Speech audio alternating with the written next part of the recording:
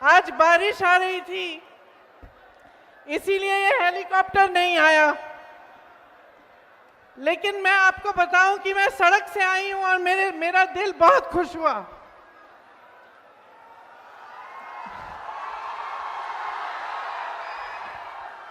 ये जो आपकी धरती है ना, बहुत ही सुंदर धरती है। गंगा मैया के साथ साथ सड़क थी, पवित्र धरती है। इसी धरती से महात्मा गांधी जी ने अपना सत्याग्रह शुरू किया अंग्रेजी साम्राज्य के खिलाफ। ये राजा जनक जी की तपोभूमि है, माता मंगला देवी की धरती है। राष्ट्र कवि श्री रामधारी सिंह दिनकर जी की धरती है। बिहार के केसरी बाबू श्री कृष्ण जी की धरती है। इस धरती को मेरा प्रणाम, मेरा नमन। भाई और बहनों, इस धरती जिसके बारे में हम बात कर रहे हैं, जिसके बारे में मैं आप सबके सामने ये भाषण देने जा रही हूं, इस धरती ने इस देश को बहुत कुछ दिया है। इस देश को आजादी दी है, इस देश को तरक्की दी, इस देश को बड़े बड़े अधिकारी दिए, बड़े बड़े नेता दिए, बड़े लेखक, बड़े कवि दिए। तो आज जो आपकी परिस्थितियां हैं, उसे देखकर हर देशवासी के दिल में ये बात आती है कि इतनी महान धरती है, इसका ठीक तरह से विकास क्यों नहीं हो रहा है? इसकी जनता को आगे बढ़ाने का काम क्यों नहीं हो रहा है? हमारी यहाँ पे जो बहनें बैठी हैं, इनको आगे बढ़ाने का काम क्यों नहीं हो रहा है? जो लड़ाई यहाँ से शुरू की गई, जो महात्मा गांधी जी ने शुरू की, वो हमारे संविधान की लड़ाई थी। आप सब जानते हैं कि इस संविधान ने आपको क्या दिया। कौन बताएगा क्या दिया संविधान ने? बताओ क्या दिया? क्या दिया? आजादी दी? दी कि नहीं दी? दी। आत्मविश्वास दिया कि नहीं दिया? समान दृष्टि से बना ये संविधान, सबको अधिकार मिला। और सबसे बड़ा अधिकार क्या था? आपका वोट। ये आपका सबसे बड़ा अधिकार है जो आपके संविधान ने आपको दिया है, आपकी सबसे बड़ी शक्ति है। इसका मतलब ये है कि आप इस देश के नागरिक हो, और इस देश के नागरिक होने के तौर पे उसके आधार पर सभी स्कीमें आपको मिलती हैं। सारी सरकारी स्कीमें, सारी सरकारी मदद, सबका आधार यही है कि आप वोट देते हो, आप इस देश के नागरिक हो। इसी को कमजोर करने का काम नरेंद्र मोदी जी और भाजपा की सरकार ने किया है। 20 सालों से एनडीए की सरकार चली है बिहार में। आपके अधिकार मजबूत नहीं बने, कमजोर बने।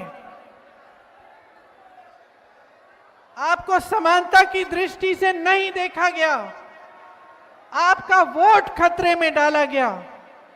बांटने की राजनीति की, ताकि मजहब में बैर हो, ताकि जातियों में बैर हो, इसकी राजनीति की।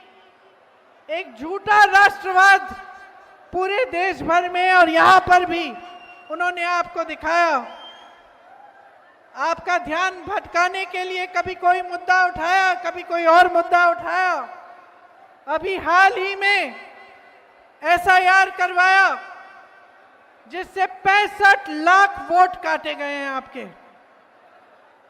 तो जब आपके 65 लाख वोट कटते हैं, तो इसका मतलब क्या है आपके लिए?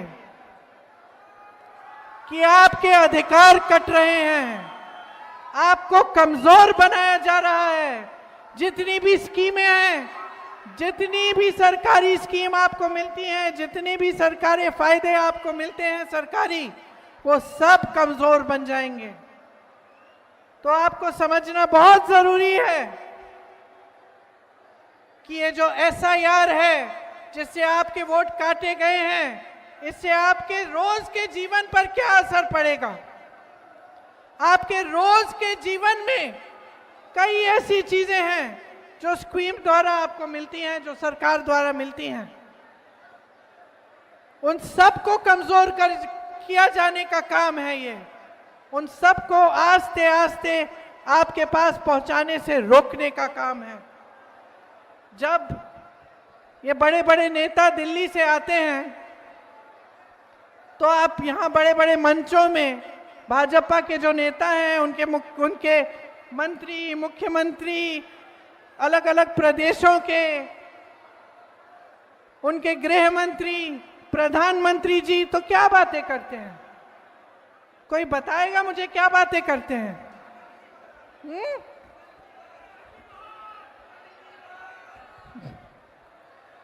नेहरू जी की बात करते हैं, पुरानी बातें करते हैं।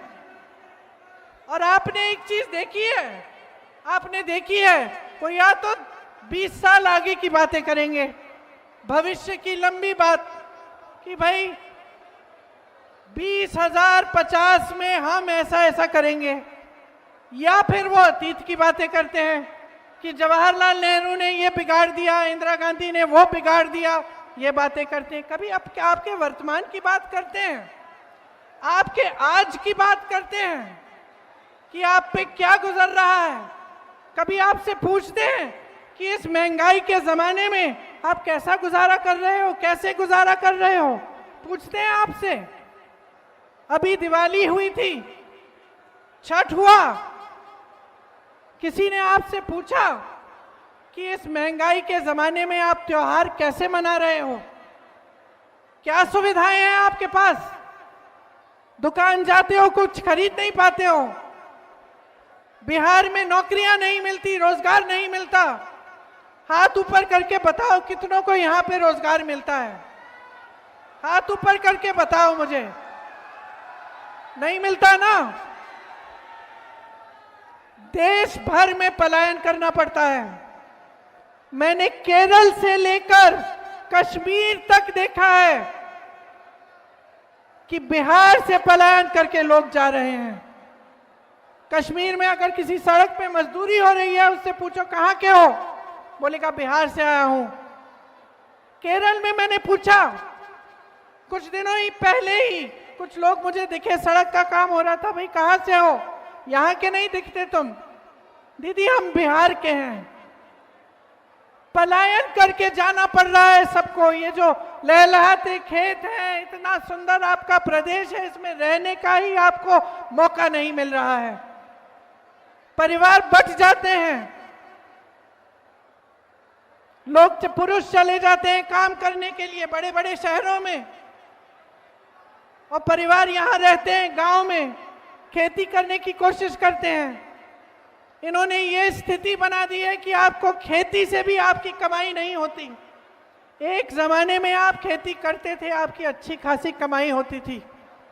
आज महंगाई इतनी है, हर चीज पे टैक्स लगा रखा है कि खेती किसानी से भी आप कमा नहीं पा रहे हैं।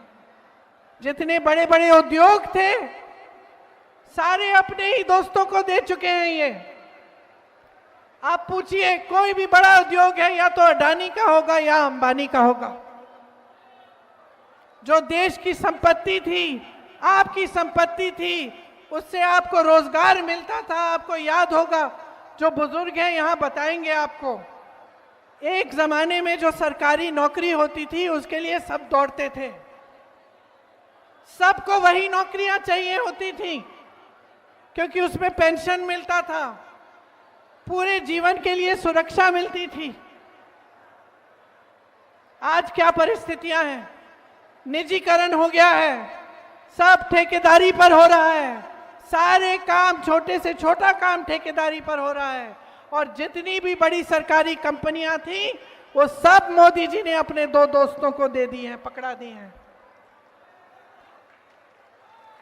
तो यहां आते हैं ना, मंच पे खड़े होकर 20 साल सरकार चलाने के बाद, बिहार की प्रदेश सरकार 20 साल चलाई, फिर मंच पर आते हैं और बात करते हैं कि हम रोजगार देने वाले हैं, 1.5 करोड़ रोजगार देंगे।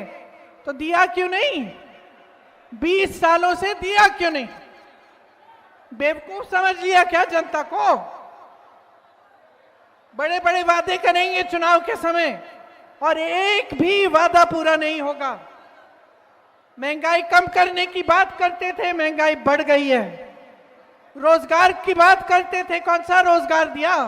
बड़ी बड़ी कंपनियां सारी बेच दी, खेती किसानी से कमाने लायक ही नहीं छोड़ा किसी को। छोटे छोटे जो व्यापार थे, जो छोटे दुकानदार थे, जो छोटे बिजनेस थे, उनको खत्म कर दिया। तो बचा क्या है? बचा क्या है? और कुछ नहीं बचा है इनके हाथों में, कुछ नहीं करेंगे, क्योंकि जो आपका था वो सारा इन्होंने अपने दोस्तों को दे दिया है। सिर्फ खोखले वादे करेंगे, सिर्फ बड़े बड़े मंचों पर आपके सामने इवेंट बाजी करेंगे, इश्तिहार दिखाएंगे आपको सुंदर सुंदर कि आपका जीवन बदलने वाला है। तो किसका जीवन बदला है इन 20 सालों में? बताओ भाई, मुझे बताओ, किसी का जीवन बदला है? बहन तुम खड़ी हो, तुम्हारे लिए क्या किया? तुम जब अपनी बच्चों को देखती हो, दिल घबराता है कि नहीं कि कैसे बड़े होंगे, कि मैं खिलाऊंगी कैसे इनको, मैं पढ़ाऊंगी कैसे इनको, बड़े होंगे तो नौकरी कौन देगा इनको? दिल घबराता है कि नहीं? बीमार होते हैं तो दिल घबराता है ना, सोचती हो कि दवा कहां से मिलेगी, मैं डॉक्टर के पास जाऊंगी, प्राइवेट जाना पड़ेगा, और प्राइवेट में जाऊंगी तो इतने पैसे लगेंगे, मैं कैसे इलाज करवाऊंगी? कोई घर में बुजुर्ग होता है तो उसकी देखभाल कैसे होती है? बहन तुम क्या काम करती हो? कुछ नहीं करती, लेकिन घर का सारा काम करती हो ना। सुबह से शाम तक तुम्हें आराम मिलता है? नहीं मिलता ना। यही स्थिति बिहार की हर महिला की है, हर महिला की है, चाहे वो काम करती है चाहे नहीं करती है, चाहे उसका रोजगार हो चाहे ना हो, चाहे वो खेती में सुबह से शाम तक काम ना करती हो, वो घर आती है और सब कुछ संभालती है, अपने बच्चों को संभालती है, उनका देखभाल करती है, बुजुर्गों का देखभाल करती है, सबका खाना परोसती है, ये देखती है कि सबको मिल गया है, सबने खा लिया है, तभी खाती है, तभी सोती है। और फिर भी सुरक्षित नहीं है, फिर भी महिलाओं के खिलाफ अपराध बढ़ चुके हैं, बहुत बढ़ चुके हैं, घबराती है, कहीं जाना है, शाम हो रही है, जा नहीं पाती है, नौजवान है, नौकरी चाहती है, रोजगार चाहती है, मुश्किल में है। तो क्या किया है आपके लिए? 20 साल से सरकार चलाई है और लूटा है। और क्या किया है? झूठे वादे किए हैं। और क्या किया है? मोदी जी कहते हैं डबल इंजन की सरकार चलाएंगे। गलत फहमी में मत होना, कोई डबल इंजन नहीं है, एक सिंगल इंजन है इनका और दिल्ली से चलता है। आपकी कोई सुनवाई नहीं है, लेकिन आपके सीएम की भी कोई सुनवाई नहीं है। नीतीश कुमार जी का कोई आदर नहीं है, उनकी भी सुनवाई नहीं है। आज ये परिस्थिति है बिहार की कि सब कुछ केंद्र से चल रहा है। यहां पे आपके प्रदेश में कौड़ियों के दाम पर जमीन बांटी जा रही है बड़े बड़े उद्योगपतियों को। आपको क्या मिल रहा है? आज आपकी जो परिस्थिति है वो ऐसी है कि अगर आप जागोगे नहीं, अगर आप अपनी किस्मत को, अपने भविष्य को अपने हाथों में नहीं लोगे, तो कुछ नहीं बदलने वाला, कुछ नहीं बदलने वाला। बड़े बड़े नेता आएंगे, वादे करेंगे, भविष्य की बात करेंगे, अतीत की बात करेंगे, आपके वर्तमान की बात नहीं करेंगे। और मैं आपसे ये कहने आई हूं कि ये जो वर्तमान है ना, ये जो आपका आज है, ये आप जी रहे हो। कि सुबह उठ के जब घबराहट होती है कि फिर से रोजगार ढूंढने निकलना है या वापस चले जाना है किसी दूर शहर में जहां अपना कोई नहीं है, जहां अपना कोई नहीं है, लेकिन जाना है क्योंकि यहां रोजगार नहीं मिलेगा। ये जब घबराहट होती है ना, तब कोई नहीं रहता आपका सहारा, कोई नहीं आता। ये मोदी जी, ये अमित शाह जी, ये बड़े बड़े नेता तब नहीं आते आपकी मदद करने के लिए। यहां उन्होंने बिहार की जो परिस्थिति बनाई है, उसमें से अगर आपको निकलना है तो आपको बदलाव लाना पड़ेगा।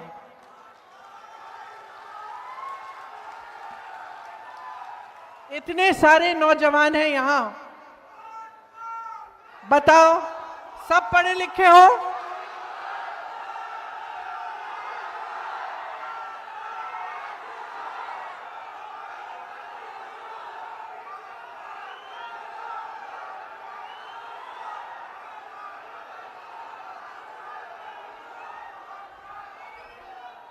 आपको मालूम है वोट चोर क्यों हैं ये लोग? क्यों?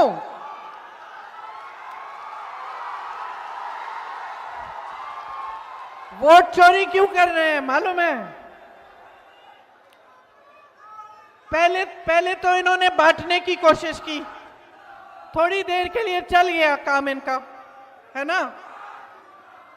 उसके बाद उन्होंने बोला कि जंग करेंगे, ठीक है, लोगों ने समर्थन दिया। उसके बाद कुछ और निकाला इन्होंने ध्यान भटकाने के लिए, सबने समर्थन दिया। अब क्या हुआ कि 10 साल तो हो गए मोदी जी के। और एक बात है हमारे देश की जनता के बारे में, हमारी देश की जनता जो है ना, उसमें विवेक बहुत है। जनता समझने लग गई है कि ये क्या हो रहा है इसके साथ। ये जो नौजवान है ना, ये समझने लग गए हैं कि ये सारी बातें जो है सिर्फ ध्यान भटकाने के लिए है। कोई इनकी रोजगार की बात नहीं कर रहा है, कोई शिक्षा की बात नहीं कर रहा है, कोई महंगाई घटाने की बात नहीं कर रहा है, कोई उद्योग लगवाने की बात नहीं कर रहा है, सब ध्यान भटका रहे हैं। अब जब जनता जागरूक हो जाती है तो ऐसे नेता जो है ना, जो अपने ही महलों को बनाने में पड़े रहते हैं, जो अपने ही चेहरों को चमकाने में पड़े रहते हैं, ये घबराने लगते हैं।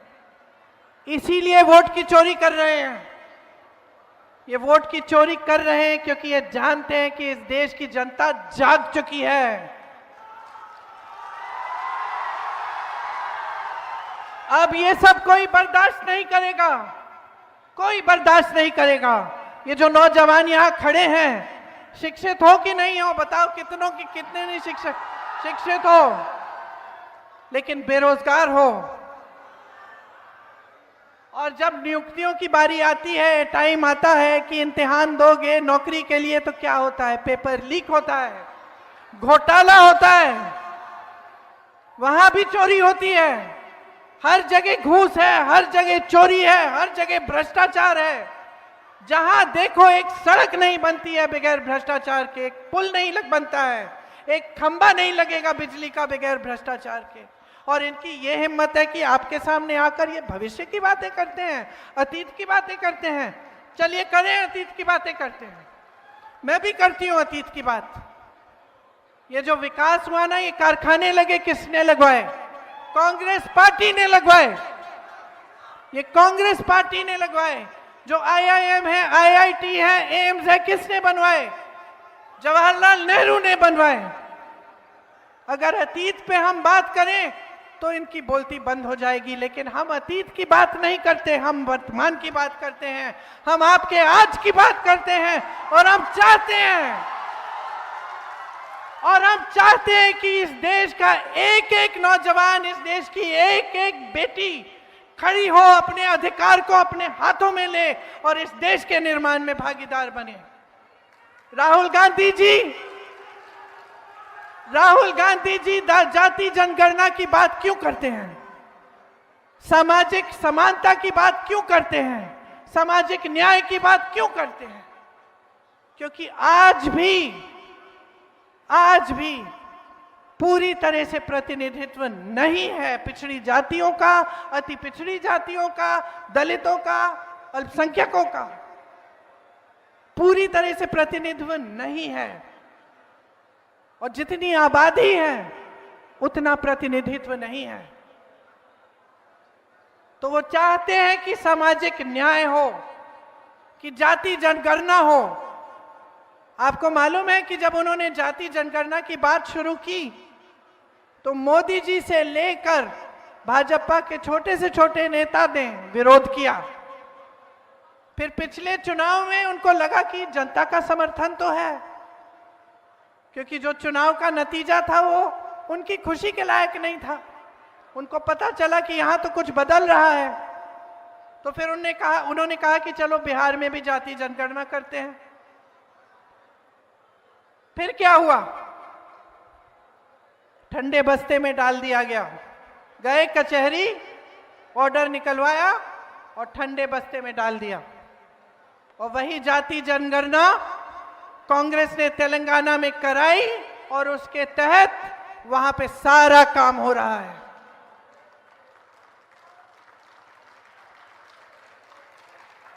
मेरी बहनें, मैं भी आपकी तरह महिला हूं।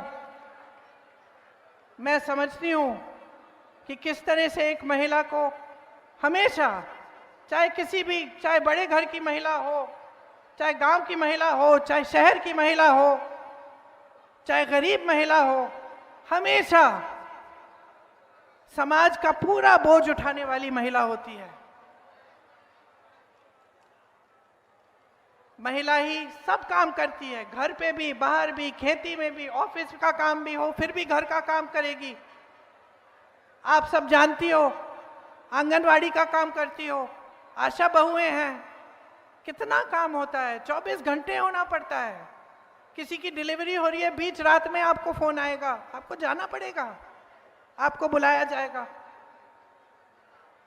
इतना मुश्किल है जीवन, इतना संघर्ष है जीवन में।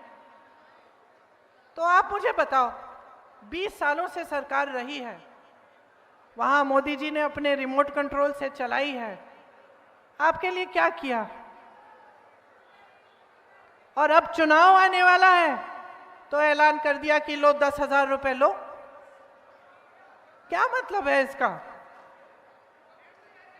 क्या मतलब है इसका? कि जब आपसे फायदा लेना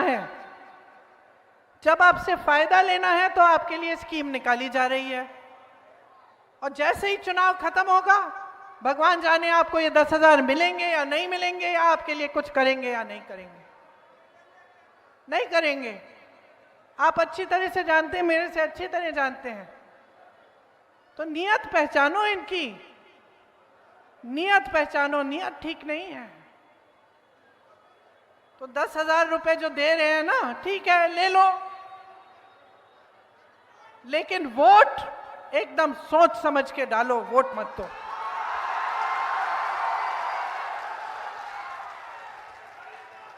वोट मत खरीदने दो।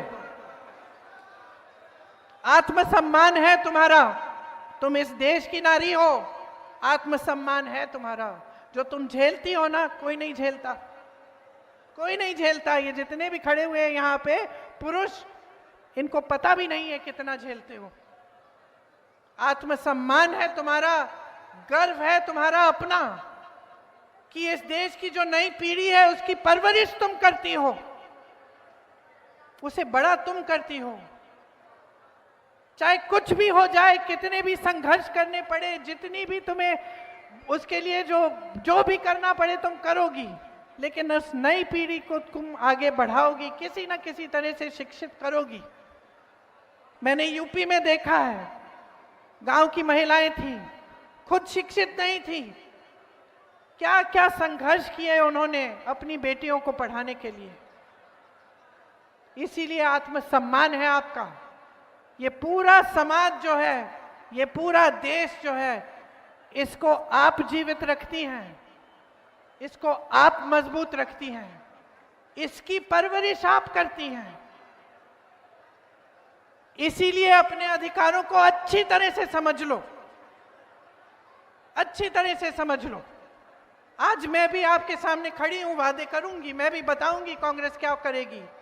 अगर नहीं किया कांग्रेस में ने तो बदल देना उसके बाद, क्योंकि हमारे लिए आप ज्यादा महत्वपूर्ण हो।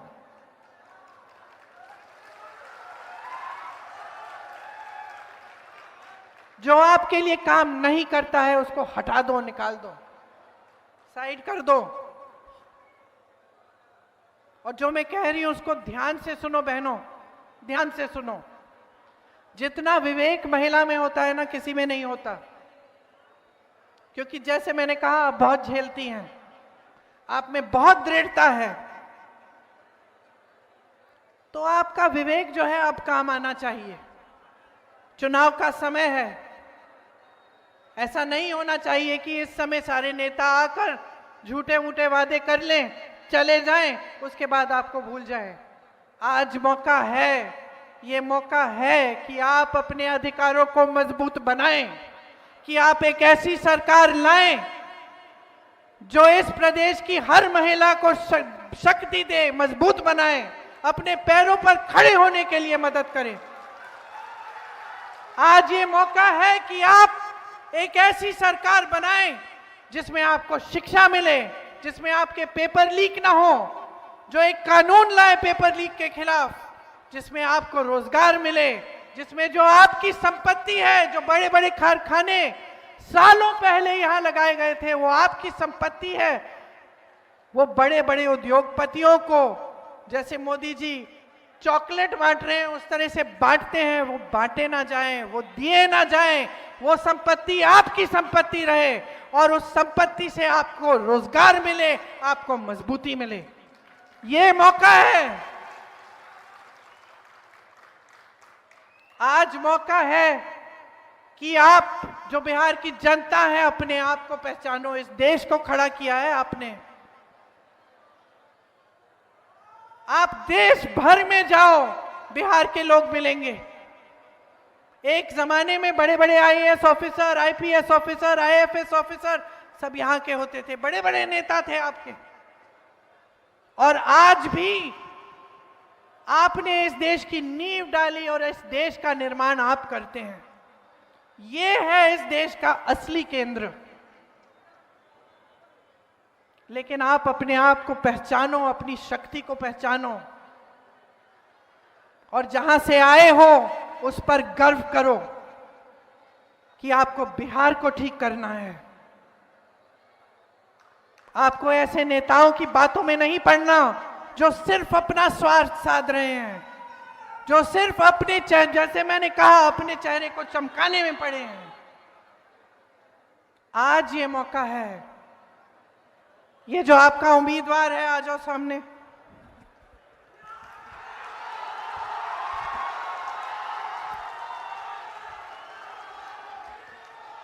नाम क्या है बताओ? गरीबदास, गरीबदास, गरीबदास। ये नौजवान है, आप में से एक है, आपको समझता है, आपके लिए संघर्ष करेगा, आपके लिए लड़ेगा और आपके अधिकारों को आपके हाथों में देगा। जो महागठबंधन है, हमारा जो महागठबंधन है, वो चाहता है कि आप मजबूत बने, कि बिहार की जनता को शक्ति मिले। और इसलिए हमने आपके लिए कई ऐसी स्कीम तैयार की हैं। सुनिए मेरी बहनें, विधवा, दिव्यांगजन, वृद्ध और वृद्ध पेंशन 1500 प्रति माह दिया जाएगा और हर वर्ष इसमें 200 रुपए की बढ़ोतरी होगी। भूमिहीन परिवारों को मकान हेतु 3 से 5 डिसमिल जमीन दी जाएगी। इसका मालिकाना हक मेरी बहनों तुम्हारा होगा। माई बहन मान सम्मान योजना द्वारा 2500 रुपए प्रति माह सीधे महिलाओं के खाते में जाएंगे। और आप सुनिए इसको ध्यान से, जब परिवार का कोई सदस्य बीमार पड़ेगा, 25 लाख तक का इलाज आपको मुफ्त में मिलेगा। ये खोखली बातें नहीं हैं, खोखली बातें नहीं हैं। जहां कांग्रेस की सरकारें हैं, प्रतिमाह महिलाओं को मिल रहा है पैसा। जहां कांग्रेस की सरकार थी राजस्थान में, वहां ये 25 लाख का स्वास्थ्य बीमा हर जन को मिलता था। मैं ऐसे लोगों से मिली जिनके हार्ट के ऑपरेशन, कैंसर का जो पूरा जो इलाज था, पूरा कराया गया, एक पैसा नहीं देना पड़ा। प्रमाण है आपके सामने, और उस प्रमाण के तौर पर यह वादा किया जा रहा है। गरीब परिवारों को अगर उद्योग के शुरू करना है तो उसके लिए 2 लाख तक की सहायता मिलेगी। हर विधानसभा में स्थानीय रोजगार को बढ़ावा देने के लिए 10 करोड़ का बिहार बनाओ स्टाइपेंड फंड मिलेगा। न्यूनतम समर्थन मूल्य की गारंटी दे रहे हैं हम।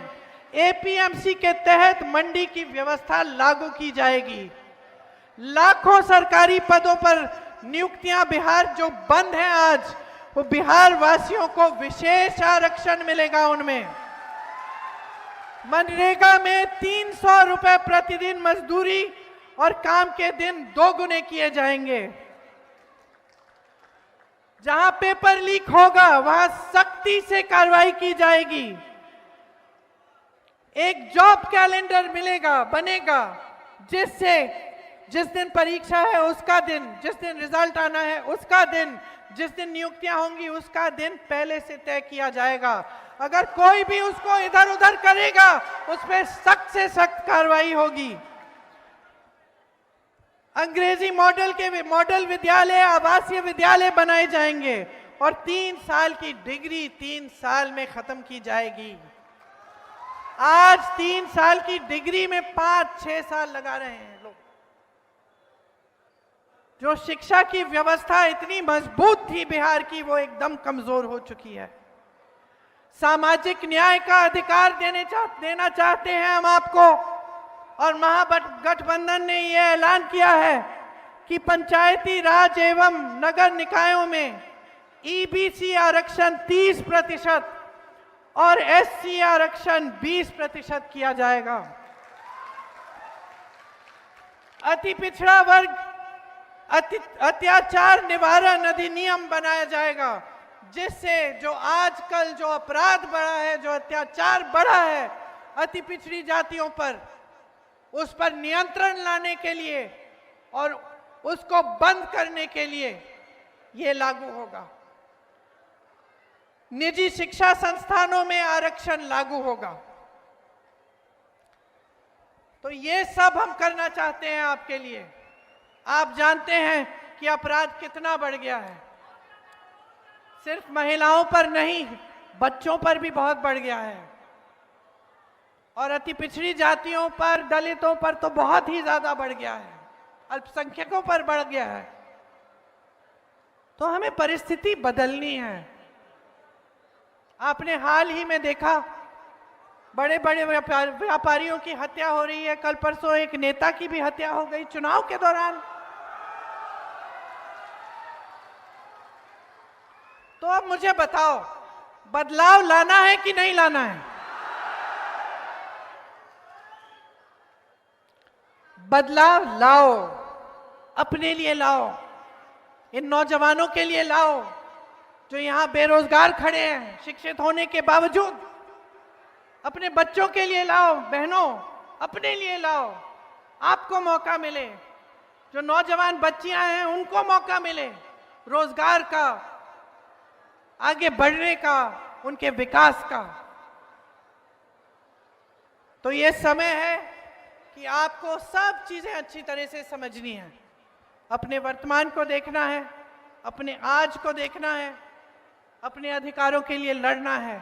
महात्मा गांधी जी जब लड़े थे तो बड़ा साम्राज्य था उनके आगे, और उस साम्राज्य ने सब कुछ किया, हत्याएं की, हिंसा की, लोगों को दबाया, कोई सवाल उठाता था उसको जेल में डाल देते थे। आज की परिस्थितियां भी कुछ वही हैं। आज भी कोई सवाल करता है तो उसको दबाया जाता है, कोई धरना प्रदर्शन करता है उसको उठा के जेल में डाल दिया जाता है, पुलिस पीट देती है।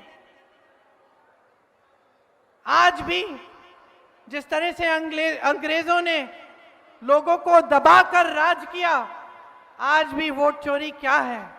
लोगों को दबाने का नया तरीका है। वोट चोरी करते हैं, बार बार चुनाव जीतते जाते हैं और लोगों को दबाकर सारी संपत्ति अपने बड़े बड़े मित्रों को दे देते हैं।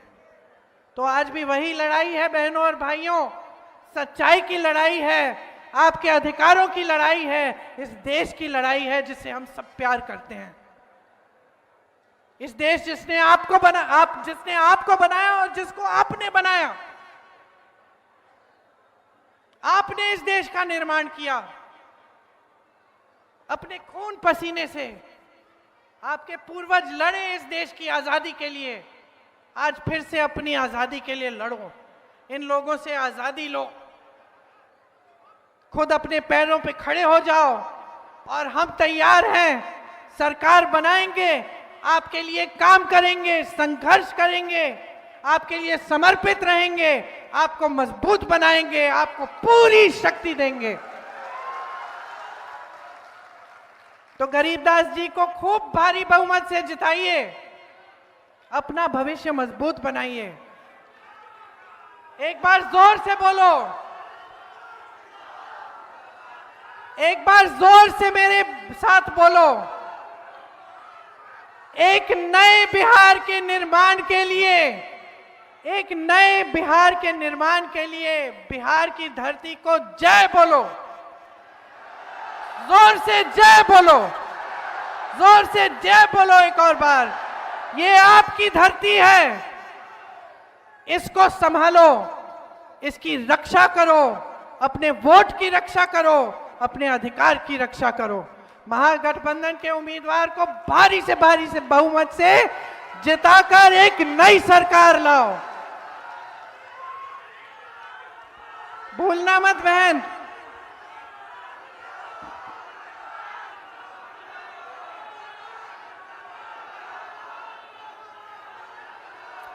जय हिंद, जय हिंद, जय हिंद।